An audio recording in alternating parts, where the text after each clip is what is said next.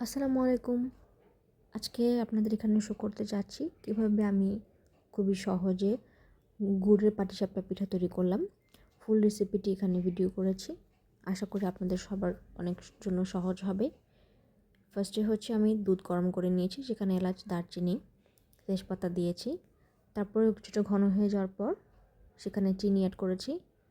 তারপর ডিপ্লোমার ফুল milk powder এটাকে একটু বাটিতে নিয়ে তার সাথে কিছুটা পানি অ্যাড করে এটাকে ফার্স্টে হচ্ছে আমি ভালো করে লিকুইড ফর্মে ক্রিয়েট করে নিয়েছি, যাতে করে এটা দলা পেকে না যায়।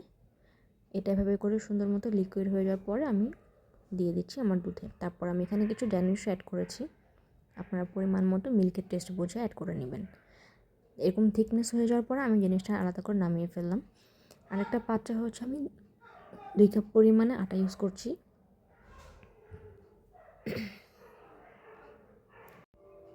তার সাথে দিয়ে নিলাম হচ্ছে এখানে আমি হাফ পরিমাণের চালের গুঁড়ো। এটা বাটাটা আমি ইউজ করেছি, আপনারা চালের গুঁড়ো এটা ইউজ করতে পারেন। তার সাথে কিছুটা লবণ, পরিমাণ মতো, স্বাদ মতো যে যতটুকু পরিমাণে খান সেটা অ্যাড করে নেবেন। এখানে আমি তারপর হচ্ছে পানি দিয়েছি। পানিটা নর্মালি যাবে। পানি দিয়ে সুন্দর করে এটা মিক্স করে নিব। ভালো করে এটা মিক্স করতে হবে যাতে করে কোনো দলা পেকে না থাকে, কারণ এটা যতটা স্মুথ হবে, আমাদের ডোটা যত স্মুথ হবে, আমাদের পিঠার টেক্সচারটা তত ভালো হবে। আমি এখানে মিষ্টির জন্য গুড় ইউজ করেছি, আপনারা চাইলে চিনি ব্যবহার করতে পারেন, যার যার পছন্দ মতো। তারপর টেক্সচারটা এরকম হয়ে যাওয়ার পর এটা এখন পিঠার জন্য তৈরি। একটা প্যান গরম করে সেখানে আমি হালকা করে একটু অয়েল ব্রাশ করে নিয়েছি। তারপর আমি আমার ডোটা ছেড়ে দিলাম।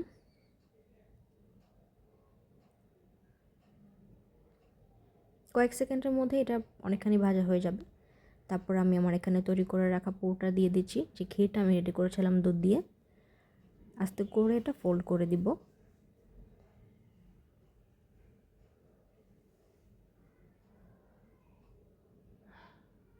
এটা একটু খুব কেয়ারফুলি করতে হবে যাতে আমাদের পিঠাটা ভেঙে না যায়। পিঠাটা আপনি যত সুন্দর করে ডোটা রেডি করবেন, পিঠার টেক্সচারটা অত ভালো হবে।